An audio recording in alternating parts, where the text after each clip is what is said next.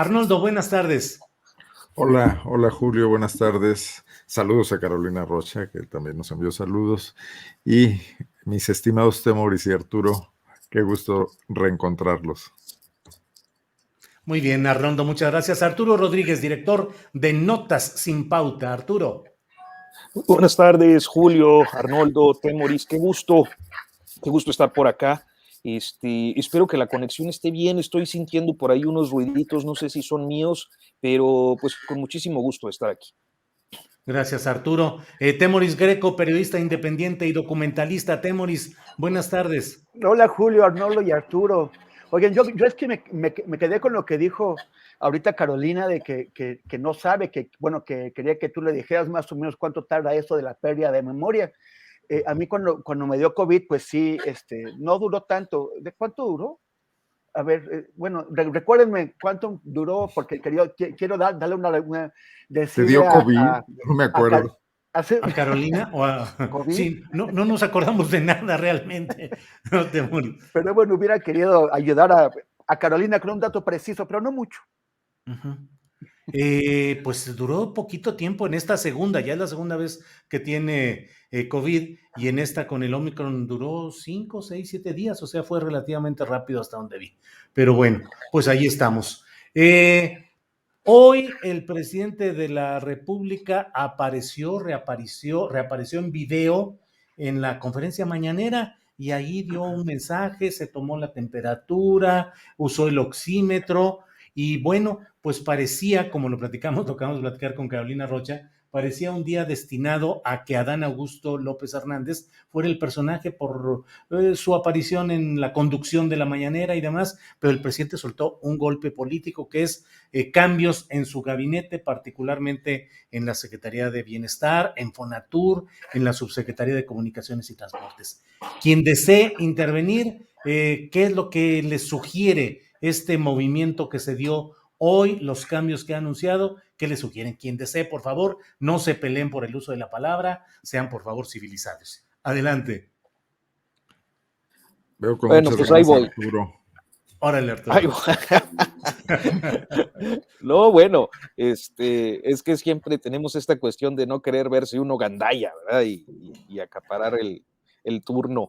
Pero No, Mira, mira, nosotros cuando adelante. estábamos, ¿verdad? Sí, cuando nosotros estábamos en una mesa con Víctor Trujillo en Televisa, en la que estábamos Raimundo Rivapalacio, Marcela Gómez Alce, un tiempo estuvo Denise Dresser y yo, estábamos, pero sí listos, apenas se abría y sobres a entrarle a abordar la palabra y a estar, se vale, se vale. Arturo, adelante, por Pues favor. sí, mira, creo que el cambio o los cambios generados el día de hoy atienden a una dinámica que ya se venía perfilando desde el tercer informe de gobierno, desde por ahí de los meses de agosto, finales de agosto, principios de septiembre, y que posibilita que personalidades de mucha confianza para el presidente López Obrador o que son muy eficaces en las labores que él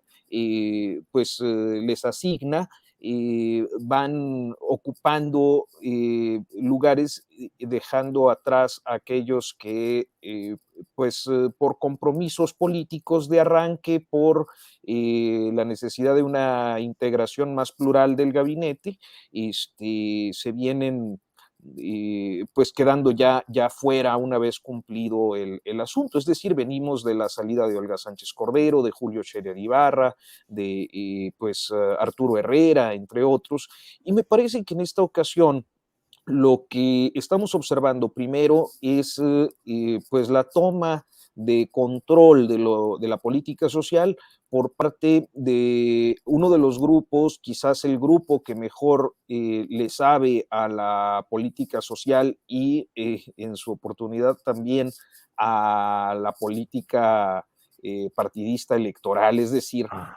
al uso de las políticas sociales con fines político-electorales, como lo es el grupo de René Bejarano, al designar como secretaria de Bienestar a Ariadna Montiel, porque creo que una de las cosas que han quedado claras en diferentes zonas del país en los pasados comicios electorales, es que las políticas sociales pues no contribuyeron a un mejoramiento definitivo del posicionamiento electoral morenista.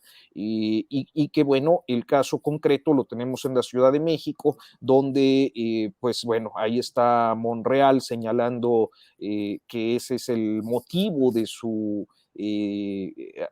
alejamiento o de su pues sí, separación del cobijo presidencial, el resultado electoral en la Ciudad de México que pues no dio lo que esperaban, y por otra parte, integrar a posiciones de mucha importancia para esta administración a personalidades como el propio Javier May, que es un hombre cercanísimo al presidente, lo acompaña pues desde sus legendarias luchas allá en el estado de Tabasco, en los tardíos 80 o en los tempranos 90, y que se va a Fonatur, un área que de suyo no resultaría tan relevante de no ser por la importancia que tiene para el tema del Tren Maya, y en su oportunidad el aeropuerto Felipe Ángeles, que por lo que se alcanza a ver, pues estará próximo a inaugurarse. Entonces, Fonatur tendrá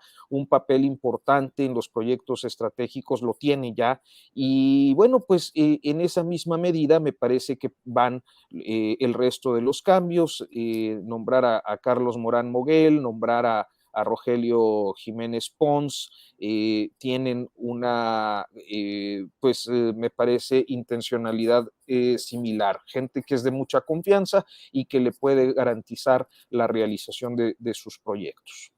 Gracias, Arturo. Quien quiera contestarte, Maurice Arnoldo, ¿creen que esto es un avance más en la tabasqueñización del gabinete, por un lado, y por otro, si esto es un poco como el acuerdo que blindó los procesos administrativos para obras consideradas como de interés nacional o estratégicas, si esto es también una forma de establecer un control pleno y abierto de esas áreas asistenciales, electorales y relacionadas con los proyectos estratégicos, con estos nombramientos. Quien quiera, Temoris o Arnoldo. A ver, creo que yo, porque además voy a ser muy breve y le dejaré espacio amplio a Temoris, que conoce mejor algunos de los intríngulis de estos personajes. Bueno, yo quería escuchar a Arturo porque sabía que me iba a dar pistas fundamentales. Yo no tenía este dato del grupo de René Bejarano, del que forma esta relación con la nueva Secretaría del Bienestar. Pero viendo las cosas con una mayor, quizás amplitud, pero también superficialidad, veo que los cambios son instrumentales, son de la chamba que se le ha acumulado al presidente, no son políticos, salvo este tema de que bienestar pudiese estar vinculado a cuestiones electorales, que creo que no le convendría mucho al presidente evidenciar esa carta, aunque sin duda debe haber inconformidades con lo que ha venido pasando ahí en el pasado reciente. Pero también observo que Javier May va a cuidar uno de los proyectos bandera de este gobierno y particularmente del presidente López Obrador en el Tren Maya, ¿no? Pero también observo un abandono de una política de alianzas más amplia. Creo que ahí no ha funcionado. El presidente no ha crecido su grupo político, más bien lo viene reduciendo. Y parece ser que esto va a continuar, sobre todo después de los choques internos en Morena y estas incipientes o ya muy declaradas disidencias que se están planteando con motivo de la sucesión presidencial, ¿no? Y creo que no es una buena noticia, porque primero perdió el presidente la posibilidad de establecer alianzas con quienes confluían con alguna parte de su agenda, organizaciones de la sociedad civil, académicos, investigadores, los grupos, los múltiples feminismos han perdido interlocución con este gobierno, o el gobierno ha perdido interlocución con ellos, pero ahora también grupos políticos, ¿no? Y en cambio se afianzan algunas otras alianzas que no parecen que puedan ir muy en el sentido de provocar una transformación profunda. Alianzas con grupos priistas en los estados y alianzas con grupos empresariales como Ricardo Salinas Pliego, a quien no se atrevió ayer a señalar el presidente por su evidente evasión fiscal con los temas que ayer publicó la revista Proceso. en esta investigación sobre el tema de las maniobras en torno a Mexicana de Aviación, ¿no? No ya su privatización, sino su venta posterior cuando se encontraba ya privatizada. Entonces, en primer lugar me quedaría con este tema. El presidente cierra su círculo a sus elementos de mayor confianza, pero pierde la posibilidad de establecer alianzas más amplias con compañeros de viaje, ¿no? Arnoldo, y con la popularidad que le reportan las encuestas de opinión, con el control de las cámaras, con la mayoría de los gobernadores que va a ser aplastante ya a partir de este 2022 si se cumplen los vaticinios de triunfos de Morena, ¿López Obrador necesita más alianzas? Yo creo que sí. Yo no veo que la popularidad por sí sola sirva para hacer gobierno ni para hacer política. Y la popularidad puede cambiar de un día para otro. Le ha pasado a otros políticos. No veo que López Obrador sea invulnerable a situaciones catastróficas, económicas, a las que estamos expuestos incluso por factores externos. Hay ciertamente una fe en el presidente que tiene que ver mucho con expectativas. Pero si las expectativas no llegan a ser cumplidas, más allá de la política social, eso se va a erosionar.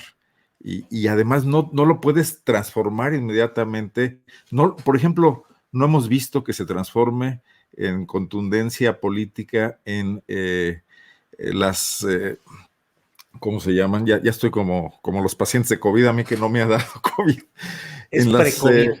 sí, en las consultas, ¿no? En las consultas no ha habido una participación masiva. Bueno, la única que ha habido hasta ahora, pero ni siquiera cuando era el mejor momento del presidente, la del aeropuerto, la cancelación del aeropuerto, que fue una absoluta pachanga, ¿no? Ahí nada más organizada por unos cuantos miembros de Morena.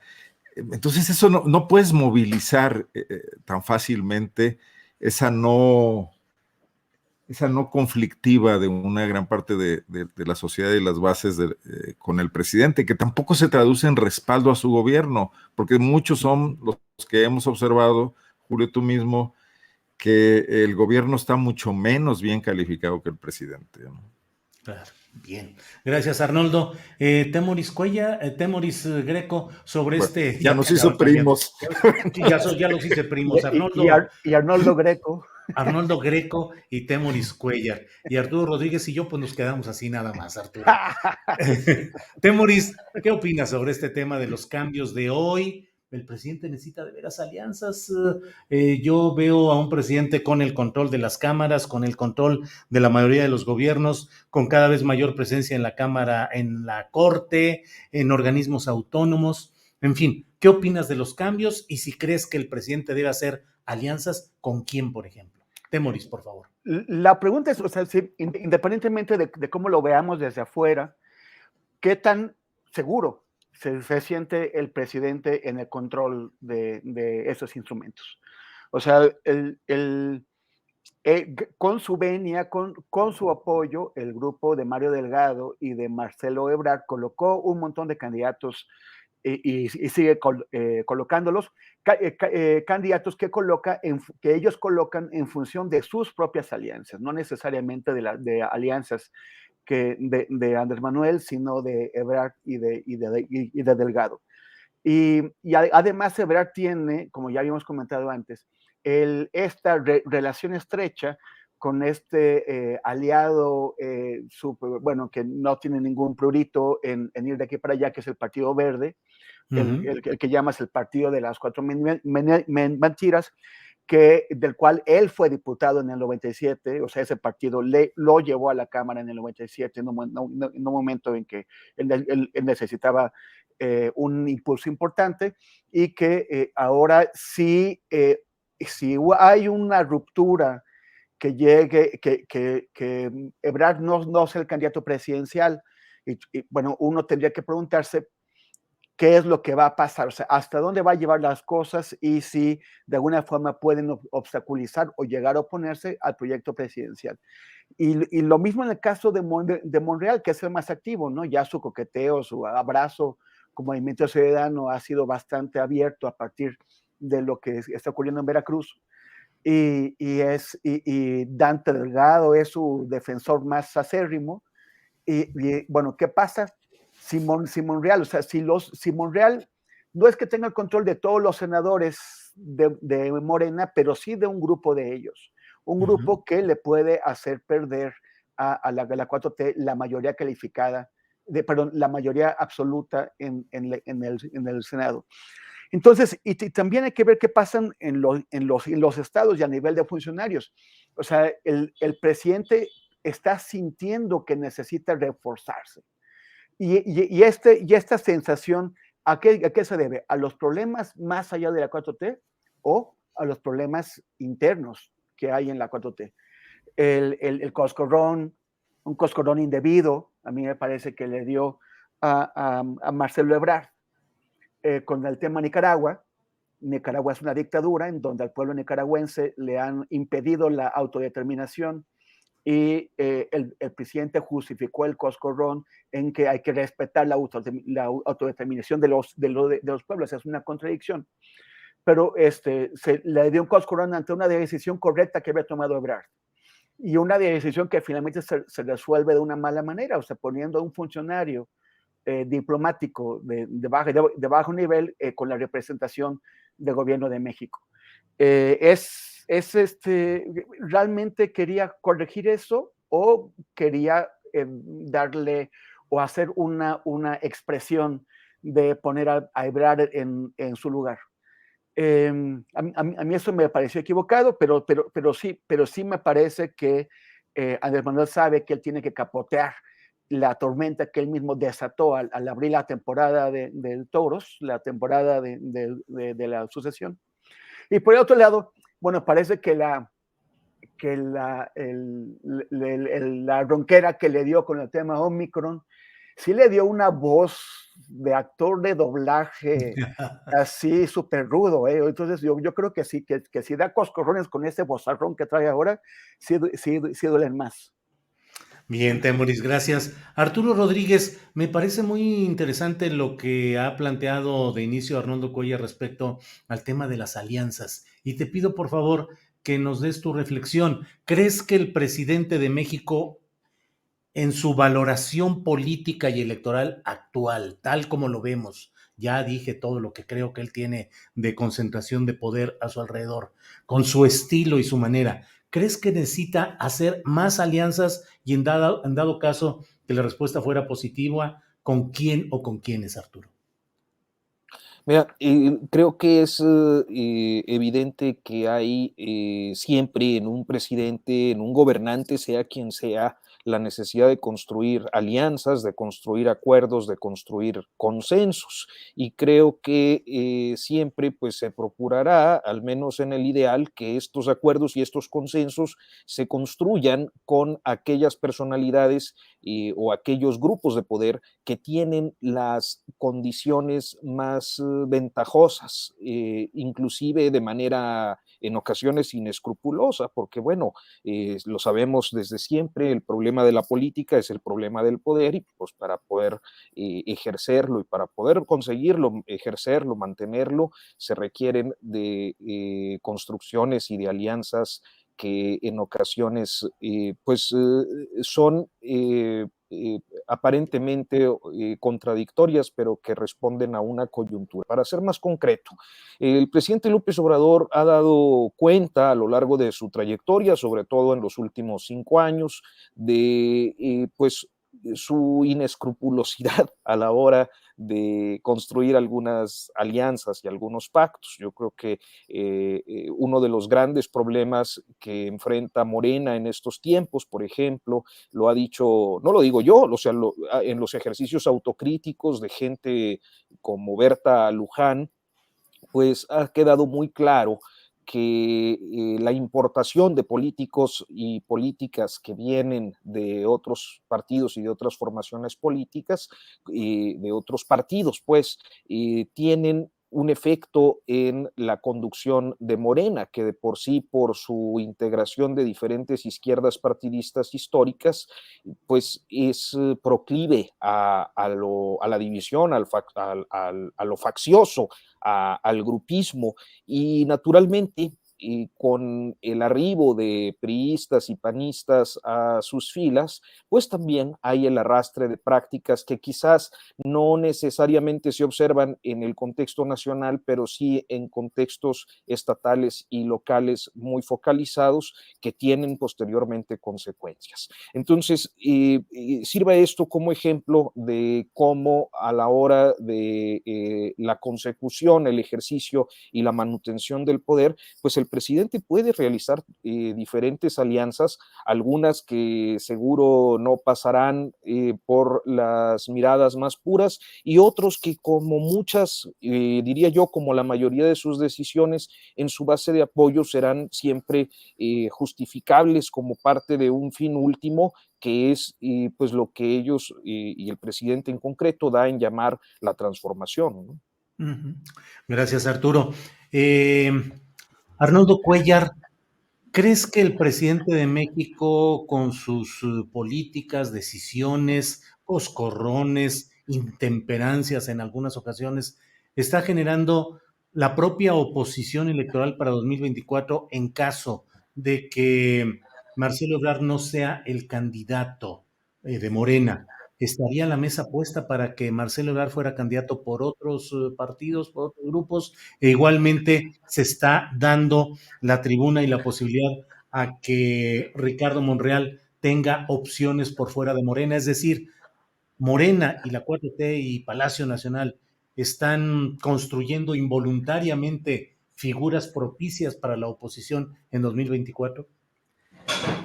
¿Qué pregunta, Julio? Mira, bueno, un tema sobre las alianzas nada más. O sea, yo creo que sí las requerirías en base a los objetivos que has planteado. O sea, si uno de tus objetivos es elevar el nivel de la política mexicana, ya no hablo de acabar con la corrupción, que se ha convertido en algo muy, muy grande, muy ambiguo, muy indefinido, pero sí, bueno, combatirla de manera sustantiva y dar algunas lecciones fundamentales de que a quien delinca en materia pública le podría recibir consecuencias de sus actos.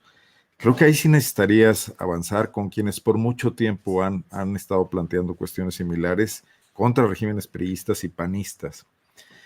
Desde luego, el presidente también tiene razón cuando dice que muchos de estos medios de comunicación, organizaciones de la sociedad civil, etcétera, no han pensado nunca en el pueblo. Es algo muy vinculado a mi crítica al chilangocentrismo, ¿no? Porque a veces se dan grandes batallas por derechos en ciertas organizaciones de la sociedad civil que no se traducen en el enorme escenario del país, en avances en las regiones y en los lugares más olvidados y más marginados, ¿no? O sea, una cosa es tomar reforma para pedir una fiscalía que sirva y otra cosa es ver lo que está pasando en materia de impunidad en Chiapas, en Guerrero, en Chihuahua, en Tamaulipas, etcétera, ¿no? Pero bueno, no importa, de todas maneras, ahí en una dialéctica, López Obrador podría influir en que estas organizaciones hagan una autocrítica y él también podría recibir una retroalimentación de ellas sobre lo que se ha avanzado, porque no todo es, no se inventa todo a partir de la 4T. Bueno, visto eso, lo dejo ya. Sobre el tema que me planteas, el colmo del maquiavelismo, dudo mucho que sea premeditado, sería que el presidente López Obrador encabece una transición donde tenga que entregarle el poder a un López Obradorista suyo en su partido político en Morena o a otro en la oposición. Sería, bueno, pues el fracaso más grande de este intento de agrupar al anti-López Obradorismo del país en un frente. Lo que hoy escribe, por ejemplo, Federico Reyes Heroles, que habla de que hay que ponerle un poco de sensatez al tema y menciona ahí varios personajes que pueden ser candidatos. Todo eso se iría al tacho de la basura por un gran oportunismo al que al final de cuentas podría ser susceptible de una manipulación. Porque ¿quién garantiza que un López Obrador, claro, es López Obrador y es un hombre que de repente es impredecible en ciertas cosas, pero por ejemplo, no le hubiera encantado a un Salinas de Gortari, que al final de cuentas lo hizo, ¿no? lo hizo, decidir entre Diego Fernández y Ernesto Zedillo, por ejemplo, que al final de cuentas eran las dos sus creaciones. O sea, ahí estaremos viendo una especie de triunfo cultural del López Obradorismo, si es que le logra colocar un candidato a la oposición en virtud de su carencia de expectativas y porque a él le sobran y porque todo debería dirimirse dentro del movimiento que él organizó y generó, ¿no? Digo, siendo la continuidad de otras luchas, pues, pero yo no creo que eso esté planeándolo nadie. Si se da, va a ser producto de muchas circunstancias y del azar, pero al final del día el presidente podría no sentirse incómodo si quien le gana es un Marcelo Ebrard o un Monreal. Al final de cuentas, creo que podrían ponerse de acuerdo, por lo menos en algunas cosas, por lo menos en respetar algunos de sus legados, ¿no? ¿Y quién dice que no? Podría incluso inclinar la balanza en el momento final.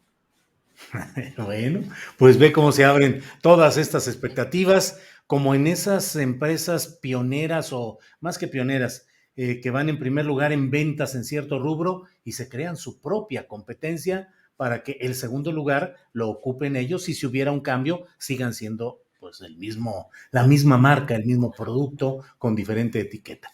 Temoris Greco, ¿qué opinas en concreto sobre esta etapa en la cual pues pareciera que se agudiza la distancia y la confrontación política entre el presidente de México y el coordinador de los senadores, Ricardo Monreal? ¿Qué opinas del concepto de radicalidad, tal como lo utilizó Monreal y tal como lo interpretó y lo utilizó el presidente López Obrador? Bueno, o sea, primero quisiera hacer nada más un comentario sobre lo que dijo el querido Arnoldo, sobre el tema de estas organizaciones civiles que no entienden que el país es más grande que el ombligo de Reforma. Y yo digo, a ver, para mí es que el universo de las organizaciones civiles es bastante amplio en México, en el país. Efectivamente, pues sí, puedes identificar muchas que realmente tienen un conjunto de propósitos que no es ni tan civil, ¿no? Son la respuesta a las necesidades de grupos de interés privado. Pero fuera de eso, hay muchísimo. En primer lugar, te diría organizaciones que están igual basadas en Ciudad de México, pues no porque sean ni siquiera constituidas por personas de aquí, sino porque tienen que ser aquí, porque están haciendo una gestoría ante instituciones públicas que están centralizadas aquí. Seguimos siendo un país con esas características y esas organizaciones responden a eso.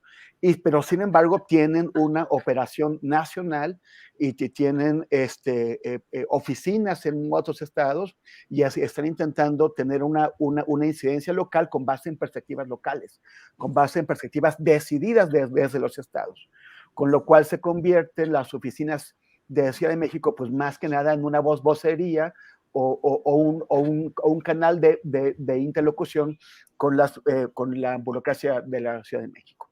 Pero además también hay muchas otras organizaciones que no tienen oficinas en Ciudad de México, que están basadas en los estados y que están también englobadas en las ofensivas que ha lanzado Andrés Manuel contra el conjunto de la sociedad civil en general. Están englobadas en eso, lo que él llama esos distractores creados por el neoliberalismo, como son el feminismo, el ambientalismo, la defensa de los derechos humanos y demás. Yo sí creo que tal vez Andrés Manuel cree que todas esas organizaciones son así, que son de chilangos que no tienen ninguna incidencia en los estados. Me parece que hay bastante más que eso y me parece también importante reconocer y apoyar el trabajo que hacen esas organizaciones en los estados. Y luego, pero ya por hacer este comentario, creo que me... Aceptada la crítica, ¿eh? Sí, gracias, querido. Y por el otro lado, ya se me fue la pregunta. Lo de las broncas entre Ricardo Monreal y el presidente sí, de la República, claro, y el concepto de radicalidad. Sí, bueno, lo que dice Monreal es que si no estás conmigo, eres un radical, ¿no? O sea, básicamente es o Monreal o el radicalismo. Y yo no sé quién le va a comprar ese cuento, porque pues es bastante diverso lo que hay en la 4T afuera del monrealismo. O sea, él representa una pequeña corriente en una organización o en un conjunto o en un movimiento que es especialmente diverso y descontrolado. Pero entonces yo no sé si quiere convencer a los empresarios, quiere convencer a los aliados de la 4T que es o yo o el caos. Ese es el mensaje que está enviando. O yo o el caos. Y pues no le van a creer. Leí esa entrevista sobre que estaba deprimido y que también se había deprimido en 2018. Y pues no sé si la idea es que cuando la gente está deprimida puede tener reacciones muy locas o muy impredecibles o incluso fuera de control. No sé bien cuál es el mensaje de estar diciéndole a los periodistas que está muy deprimido. Pero pues él, mejor que nadie, yo creo, o sea, mejor que pues, a pocos animales políticos hay en este país como él y que entienden que la política es como es. Entonces tampoco tirándose al piso por su depresión va a convencer a nadie. Yo sí creo que tal vez hubiera sido menos costoso para la 4T dejar que Monreal se fuera de candidato de otro organismo político en el 2018 para la Ciudad de México, en lugar de seguir cargando con este conflicto. Ahora, siempre cuando hay, en la ausencia de adversarios exteriores, siempre creíbles o duros o realmente amenazantes, siempre el conflicto se da al interior. Entonces, si no fuera Monreal, estaría alguien más con esas posiciones, sobre todo porque han dejado entrar a todo el mundo. O sea, han postulado a todo el mundo, no hay ninguna especie de criterio ideológico o de vieja lealtad hacia el proyecto. Ha entrado todo el mundo y si no es uno o es otro. Y vamos a ver estos conflictos también a nivel local. Y posiblemente ahí es donde pasen a ser más peligrosos cuando la definición de candidaturas deje a grupos importantes fuera a nivel local que terminen yéndose a la oposición. Está el ejemplo aquí en Ciudad de México, haciendo un poquito un ejercicio de chilangocentrismo, de esos que nos encantan. El de lo que ocurrió en el año pasado, en 2021, en Venustiano Carranza. La base que creó Morena terminó yéndose a la oposición porque trajeron de candidatos al cacicazgo perredista que siempre había oprimido a esa base que creó Morena y de pronto ellos pusieron los candidatos en Venustiano Carranza. O sea, esto es lo que podríamos ver en muchos otros estados y municipios. Bien, gracias, Temoris.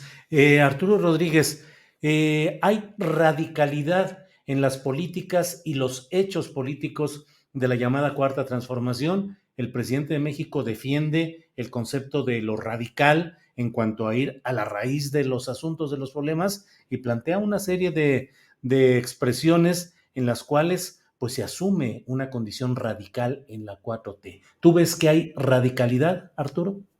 No necesariamente. Creo que la idea de los radicales y los moderados, la idea de los puros y por ende de los impuros, ha sido pues una construcción del propio Monreal y del monrealismo incipiente, con el propósito de señalar o de designar a aquellos grupos dentro de la 4T y particularmente dentro de Morena que provienen de los partidos izquierdistas históricos y también de aquellos que han acompañado a López Obrador a lo largo de su trayectoria independientemente del partido. Caso concreto, pues veíamos el caso de Javier May o de Octavio Romero o de otros que vienen desde Tabasco, Adán Augusto López, etcétera. Entonces, creo que es un poco artificial este asunto de la radicalidad. Yo creo que en el López Obradorismo hay una condición muy concreta, que es el liderazgo del presidente López Obrador, con su visión de las cosas, del país, sus propuestas, etcétera, y independientemente de cuál sea la facción o el grupo al que se corresponde, existe un apoyo definitivo. Con miras al futuro, creo que hay una condición, en el caso concreto de Ricardo Monreal, previsible, anticipable desde hace años, sobre por qué o las razones por las que el presidente no lo ha considerado en esta serie de destapes que ha hecho. Me parece claro que desde 2017-18 fue muy contundente su posición de no ayudarlo a convertirse en candidato a la jefatura de gobierno, prometerle, explícitamente dicho por el presidente López Obrador, comprometerle la coordinación de la bancada en el Senado a cambio de que no perturbara la candidatura de Claudia Sheinbaum. Y bueno, pues si no le dio la confianza para ser candidato a la jefatura de gobierno, yo creo que mucho menos sería un perfil que López Obrador estaría considerando en el juego sucesorio. En esa medida, Monreal, pues al no contar con el manto protector presidencial, va enfrentando, especialmente en los últimos meses, una serie de problemas que lo están cercando. Tenemos el caso, sí, del Río Virgen en Veracruz. Hay también un señalamiento que ha aparecido por ahí, si no me equivoco, en la columna de Hiroshi Takahashi en el Sol de México, director del Sol de México, sobre la implicación de Katy Monreal en este asunto de Gómez Montt y Álvarez Puga. Y ahora la revelación que da Grupo Reforma sobre otros negocios también de la hija de Ricardo Monreal. Entonces va teniendo un cerco por diferentes motivos que lo van colocando en una situación de aprieto y naturalmente, excluido del juego sucesorio, me parece que tiene que elevar la apuesta y esa apuesta pues pasa necesariamente por articular este discurso de la radicalidad que yo no necesariamente la veo. O sea, sí creo que hay una posición diferente a lo que habíamos visto en el PRI y en el PAN. No la estoy calificando, simplemente estoy diciendo que es diferente y que bueno, en esa medida las diferencias pues se hacen notar en políticas públicas y en definiciones respecto al futuro. Ahora bien, es temprano, es decir, estamos todavía a pues un poco menos de 2 años para que se dé el proceso sucesorio, para que concluya la definición de candidatos, tendrá que ser por ahí de diciembre del 23. Y por lo tanto, creo que el juego que en estos momentos estamos viendo o el rejuego que hay, pues se relaciona más con condiciones coyunturales como estas que estoy mencionando. Bien, Arturo, gracias. Arnoldo Cuellar, dentro de las escenas pues peculiares que se producen en un momento de cambios y de estremecimientos y de innovaciones, como es en lo que estamos viendo en México, de pronto familiares de Alejandra Cuevas se hincaron ante el ministro presidente de la Suprema Corte de Justicia, Arturo Saldívar, pues para denunciar la falta de justicia en el encarcelamiento de quien fue la pareja, la compañera de Federico Gertz Manero, hermano del actual fiscal general de la República. ¿Cómo viste, qué reflexión te produce el ver escenas de ese tipo y el tema en sí de el presunto abuso de poder del fiscal general de la República en este tema familiar? Arnoldo. Por si algo faltara, ¿recuerdan mi deseo de Año Nuevo la semana pasada? Pues a mí me parece que este es un asunto muy costoso para el fiscal, porque está litigando temas personales. E incluso cualquier protocolo al respecto hablaría de que él tendría que, de alguna manera, hacerse a un lado en este tema, incluso por tener que ver directamente en la cuestión, por el tema de su hermano, etcétera, por el tema de que incluso se habla de que su hermano era su prestanombres y que los bienes que estarían ahí en litigio o la apropiación de bienes podría ser algo muy vinculado a él. Pero bueno, entiendo la desesperación de estas personas, de sus familiares y estos actos a los que han llegado y que parecen estar dispuestos a seguirlo haciendo. Ya se habían presentado el día del informe afuera de la corte y le gritaron al presidente, no lograron acercarse, pero ya se habían manifestado ahí. Obviamente tienen una gran cobertura mediática, por lo que todos sabemos, dan nota, pero ahora están trasladando el problema a la corte y a Arturo Saldívar, que debe estarlo viendo como una papa caliente, pero fundamentalmente abonan a lo que está muy generalizado, el tema de el descrédito de esta Fiscalía de la Cuarta Transformación, de esta primera Fiscalía Autónoma. Hay que recordar que el mandato de Gertz Manero incluso excede al del propio López Obrador, que no está llevando a ninguna parte los casos relevantes para el propio programa político de la Cuarta Transformación y que se está desgastando en pequeñas batallas, pequeñas o grandes, donde está muy directamente involucrado el fiscal general.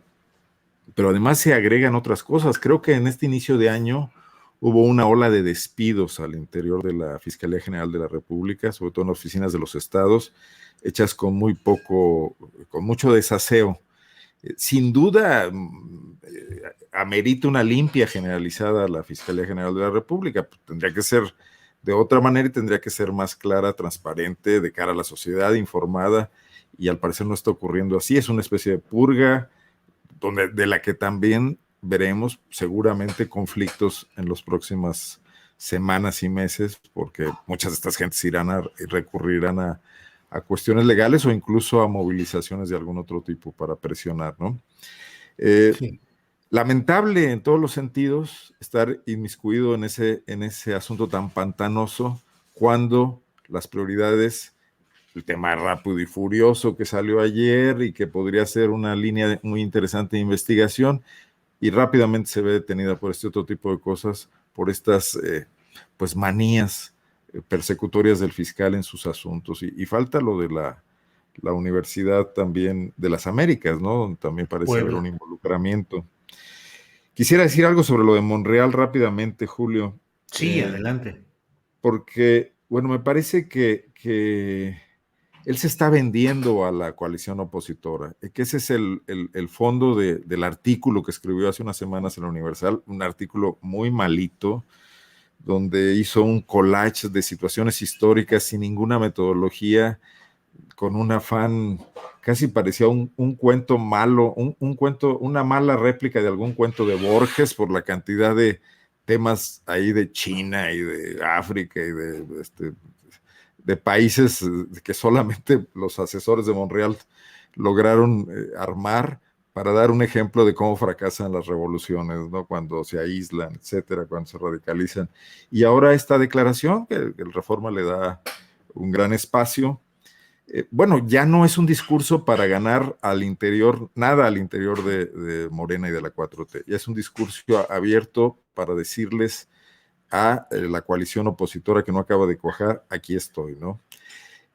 Y en ese sentido, comento algo que hemos abordado aquí antes, lo desamparada, desangelada que se encuentra esa coalición opositora que no logra ni siquiera tener una terna seria de aspirantes a una candidatura presidencial cuando ya son tiempos y que sigue coqueteando con esta posibilidad de un desgajamiento del morenismo, ¿no?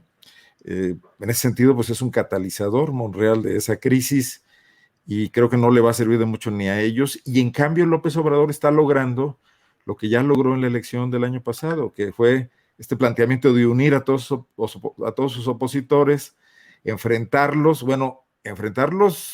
no logrando una victoria clara, pero tampoco siendo reducido, tampoco siendo derrotado, ¿no? Entonces ahora además, si logra tener no digo solo Monreal, sino cualquier otra escisión de su movimiento original y a todos los demás unidos, pues va a un choque de trenes, a una batalla de esas que le gustan, ¿no? Incluso bajo las presiones al propio movimiento ciudadano, que también tiene aspiraciones y también tiene sus aspirantes que no logra vender al movimiento coaligado contra López Obrador, metiéndolos en un serio problema, ¿no? Claro. Bien, Arnoldo, gracias. Temoris Greco, ¿qué reflexiones te provoca el ver esta escena de familiar de la señora Alejandra Cuevas hincada frente al consejero presidente de la Suprema Corte de Justicia de la Nación, por un lado, y por otro, cómo ves a la figura política del propio Gers Manero, desgastada, consolidada con estas solicitudes de aprehensión contra partícipes de el operativo Rápido y Furioso, en fin, ¿cómo ves el tema? Temoris, por favor. Pues es dramático y es doloroso, ¿no? Que una familia tenga que verse empujada a eso ante el evidente uso patrimonial de la justicia en su contra. Me recuerda, y hay que, o sea, no hay que olvidar cuando vemos esto, que esta es la tragedia de muchísimas familias en México, de muchísimas familias, de miles y miles y miles de familias que no consiguen que el sistema de justicia las apoye, y a veces tienen también al sistema de justicia en contra de determinado a garantizar la impunidad cuando se trata de personas que han desaparecido, de sus hijas que las han secuestrado, o personas que han sido asesinadas, o de gente que está presa injustamente. O sea, esa es, o sea, lo que está haciendo esta familia se conecta con lo que están haciendo tantas familias que no tienen estos foros. Sí merece, este caso sí merece ser destacado, no por la familia que se queja, que es una más de tantas familias, sino porque es el propio fiscal, el general de la República, el que está atacando a esta familia, está montándose en las facultades que le fueron concedidas para hacer otras cosas, para utilizarlas en contra de una familia. El hecho de que sea el propio fiscal que en afán de intereses personales esté utilizando eso se llama prevaricación. Vamos a tener varios años más. Este fiscal entró en el 19 por 9 años, o sea, lo vamos a tener hasta 2028, más de 6 años más. Lo mejor que le podría ocurrir al país sería la renuncia de ese señor, que no es el titular de la FGR, de la Fiscalía General de la República, deberíamos llamarla FGM, la Fiscalía Gers Manero, porque la usa para sus propios fines. Lo mejor sería que él renunciara y que fuera procesado, entre otros delitos, por prevaricación. Bien, Temoris, pues gracias por esta reflexión.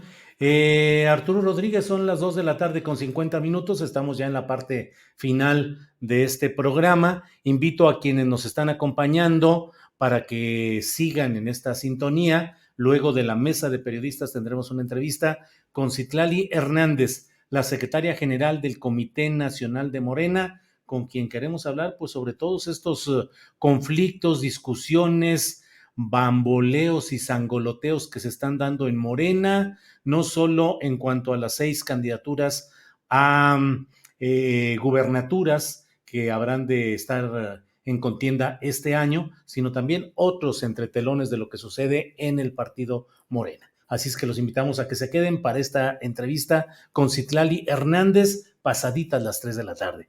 Arturo, pues llega el momento gustadísimo de los postrecitos, así es que nos dirás tú lo que quieras analizar, comentar, proponer, invitar, lo que tú desees, por favor, Arturo. Pues mira, yo quiero retomar de algún modo lo que ya mencionaba Arnoldo y que yo traía precisamente para el postre, que es este reporte especial que realizaron mis compañeros, colegas, amigos, Homero Campa, Matthew Turlieri y Neldy San Martín, sobre Mexicana de Aviación. O sea, me parece que a veces la dinámica de los asuntos de la cosa pública, la forma en la que vamos discutiendo día a día, y se van abriendo tantas coyunturas y tantos temas y son muchos temas además que quedan inconclusos y que luego se reabren meses después y total, estamos viviendo desde hace tiempo en una vorágine, nos dejan perdiendo la perspectiva de asuntos que han quedado pendientes en nuestra historia reciente. Hay muchos de estos asuntos, yo pensaría en casos como Atenco, Oaxaca, Pasta de Conchos, el Luz y Fuerza del Centro, es decir, hay una lista enorme de temas que tienen que ver con corrupción e impunidad que ha cobrado víctimas tanto en la vida como en los patrimonios de familias y también con graves daños al erario. Y estos asuntos, si bien muchas veces se discuten en la arena política, también muchas veces impulsados por el presidente López Obrador de manera fugaz en las conferencias mañaneras. Y al decir fugaz me refiero a que los temas se colocan de manera fugaz, aunque les dedique mucho tiempo hablando al respecto. El caso de Mexicana de Aviación y la forma en la que se dio este trabajo coordinado por Homero Campa bajo un programa que impulsó Quinto Elemento Lab de un máster en edición no sé cómo le llaman, ya ven que luego se usan estos anglicismos, pero digamos que como un programa de mejoramiento de procesos de edición y acompañamiento de procesos de investigación, nos pone primero, yo diría, en la perspectiva histórica de un asunto que fue grave, fue delicado y que pues está impune. Y segundo, sobre la vigencia de algunos de los temas que ahí se tocan, por ejemplo, el tema fiscal, que centra a dos personalidades muy relacionadas con la tenencia de los medios de comunicación en este país, porque por un lado, pues Mexicana era de Gastón Azcárraga, un hombre, pues parte de esa familia poderosísima que es la familia Azcárraga. Gastón quiebra la empresa y uno de los beneficiarios terminó siendo Ricardo Salinas Pliego, de la otra televisora. Sabemos ahora por este reporte especial que hay un pleito, que hay una situación legal donde el SAT está señalando pues ahí una evasión fiscal importante y que creo que pues vale mucho la pena leerlo y refrescar cosas y actualizar otras tantas. Y bueno, yo no quise perder la oportunidad en estos minutos para felicitar a Homero, a Neldy San Martín, a Matthew Turlier por este trabajo. Y bueno, mencionar muy brevemente que también en esta edición de Proceso hay un reportaje de mi autoría en el que, por cierto, menciono un caso de una desaparición de 109 millones de pesos de un megapuente que construyó Alito Alejandro Moreno Cárdenas en el estado de Campeche y que les hizo de agua el pago a los contratistas. Está bueno el asunto, también litigioso, así que bueno, pues ahí dejo estas dos recomendaciones. Muy bien, Arturo, muchas gracias. Arnoldo Cuellar, el postre, por favor, lo que quieras añadir. Es el máster de edición en periodismo de investigación, Arturo, de Quinto Elemento, del que también yo tuve la fortuna de formar parte. Bueno, pues vamos a hablar de que mi reportaje no ha salido, pero bueno, porque no se ha logrado terminar. Un tema regional. Después del triunfo cultural que significa que mi estimado Temoris ya hable de chilangocentrismo, vamos a guanajuatizar un poco aquí las cosas. El gobernador de Guanajuato, Diego Sinue, también dio positivo a COVID el día de ayer. Lo anunció después de una gira que tuvo por Irapuato, donde anduvo pues como el presidente López Obrador ahí conviviendo con gente, quitándose el cubrebocas. A rato sí lo usó, pero también se lo tuvo que quitar para probar ahí cafés y tamales. Y aquí lo relevante es que, bueno, pues la ola de esta cuarta ola, se habla mucho de Omicron, pero no todo es Omicron. Ya algunos especialistas han dicho, sigue habiendo muchas variantes de las originales, de la Delta, etcétera, que sí son de consecuencias. Pues no van a impedir que se realice la Feria de León, que inicia ya en próximos días, si no me equivoco, este próximo viernes. y que, bueno, está planeada con todo, porque el año pasado no hubo, se suspendió, hubo un remedio en verano, que por cierto la gente tuvo la prudencia de no asistir, aunque dejaron entrar gratis, y ahora quieren desquitarse, pues asuntos comerciales, reponer ahí ingresos, compromisos que hay con los participantes, con los anunciantes, etcétera, y que amenaza con ser una verdadera catástrofe, con una gran irresponsabilidad de parte del comité organizador, pero también de quienes se los permiten, que es el Ayuntamiento de León y el propio gobierno del estado, que podrá tener alguna influencia ahí en moderar esto, por lo menos las afluencias, por algunas cuestiones, cuando no lo más aconsejable, que probablemente sería pues suspenderla, porque hoy Guanajuato presentó un récord de casos de toda la historia de la pandemia, desde 2020, en casos diarios, en registros diarios de casos confirmados. Claro. Entonces sí están las cosas delicadas por acá. Bien, Arnoldo, muchas gracias. Temoris Greco, ya en la parte final de este programa, tu postrecito, por favor. Bueno, nada más, lo que pasa es que no he revisado proceso esta semana, por ahora con lo que está comentando Arturo, pues también hay que verlo, parece que es un trabajo muy especial de los queridos Neldy, Homero y Matthew, y además también checar el suyo, y esperar el de Arnoldo a ver que ya salga, no sé qué, es como que no se fosilice. Y bueno, íbamos a comentar, estaba planteado desde el principio, ya no nos dio tiempo de hacerlo con mayor amplitud, pero el tema de la ley Chayote, ya hemos comentado hace unos 2 o 3 programas, bueno, yo creo que todavía el año pasado, hice un resumen de qué es lo que había pasado con esta ley Chayote, pero bueno, este año, 2022, se cumplen 10 años desde el movimiento 132.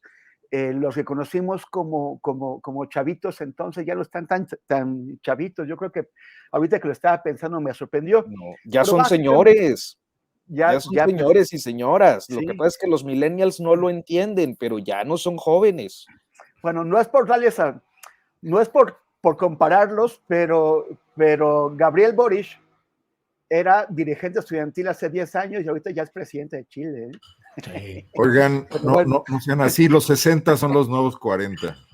Sí, por favor. Bien. Oye, a nosotros nomás nos quedó a Tolini, man. Ay. Ni a presidente municipal del Torreón llegó. Pero, bien, Temoris.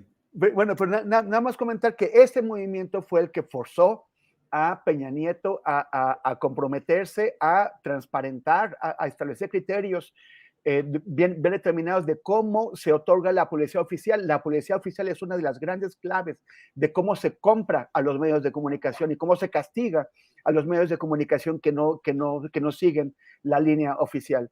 Y de nuevo, o sea, el Congreso, todos los partidos, o sea, antes con Peña Nieto, ahora con Morena, los partidos sistemáticamente se niegan a legislar, a que tengamos una legislación seria de país que se aprecia a sí mismo en cómo se reparte la policía oficial. Es una ley Chayote la que actualmente, bueno, la que derogó la Corte, porque es una ley que permite que se siga comprando los medios de comunicación.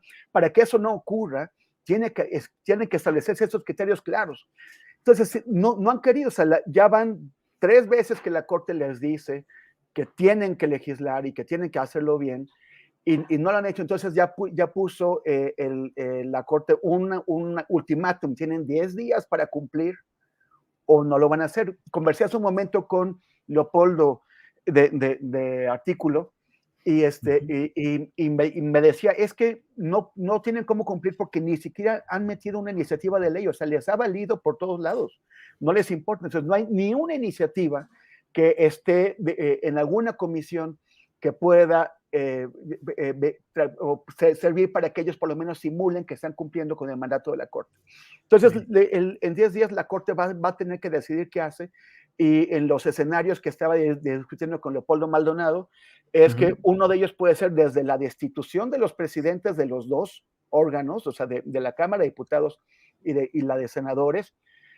Otro escenario ya muy catastrófico macro sería la destitución de todos los legisladores porque no han cumplido un mandato de la Corte. Y el otro escenario sería que se permitiera, o sea, que el juez dijera, bueno, sí están intentando cumplir, no han podido, pero sí están. Pero como ni siquiera tienen una iniciativa, pues entonces no hay manera de que se argumente que sí han Claro. intentado cumplir. Entonces viene súper interesante qué es lo que puede pasar en 10 días. Muy bien, pues muchas gracias a los tres por esta oportunidad en nuestra mesa de periodismo del martes 11 de enero. Arturo Rodríguez, gracias y buenas tardes. Muchísimas gracias, Julio. Gracias además por la oportunidad de poder coincidir, conversar, Arnoldo, Temoris.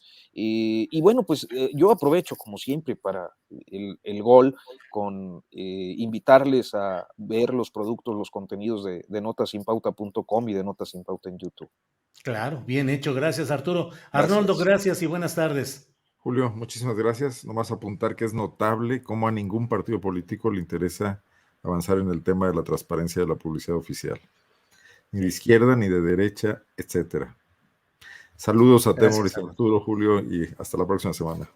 Gracias, Temoris, gracias y buenas tardes. Pues Julio, gracias, Arnoldo, Arturo, e invitar a ver mi podcast nuevo, Choque de Imperios. Esta semana es sobre 5 desafíos globales, geopolíticos globales, de los que no puedes perder, a los que no les puedes perder la pista. Entonces está en Spotify, Google Podcast, en todos, o en mis redes, @Temoris o facebook.com/Temoris.